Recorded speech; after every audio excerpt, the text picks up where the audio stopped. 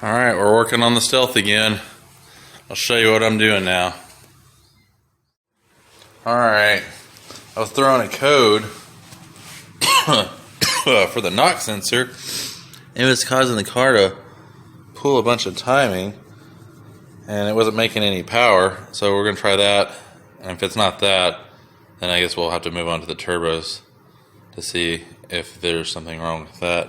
But to get to the knock sensor, which is right there, I had to remove the intake manifold, which I was lazy. I didn't feel like taking the throttle body off, so it's still all attached. But pretty easy. It's got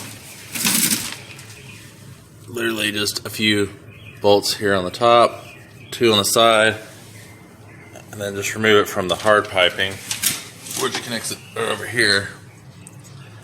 And then mine doesn't have an EGR anymore, so it's plated off, but it's still connected right here to this hard line, and then it should just pop right off.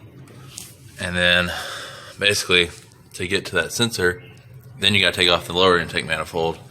So this is pretty easy. Make sure you stuff them too so you don't get anything down in your engine. It becomes an anchor. But literally this was, I think, like 8 bolts. You gotta take off your fuel rail first, and it's on a rubber line past the hard line, so it's able to move out of the way, so you can still leave it there without having to take it completely apart. But the one thing I didn't know, took all these off.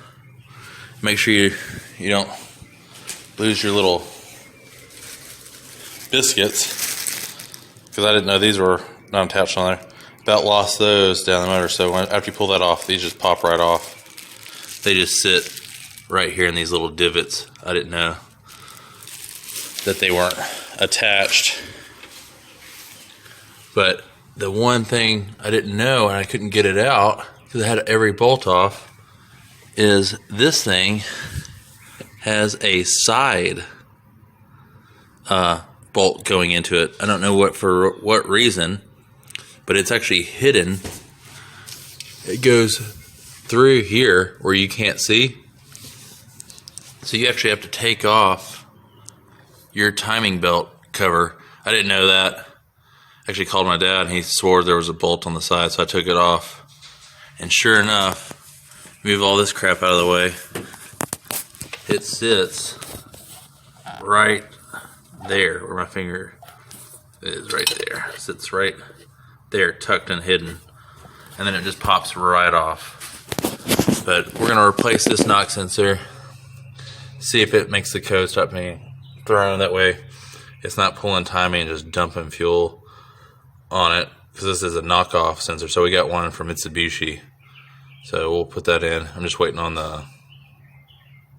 the spec torque wrench so I can get it down properly, because I do not own one, and then hopefully it should run well.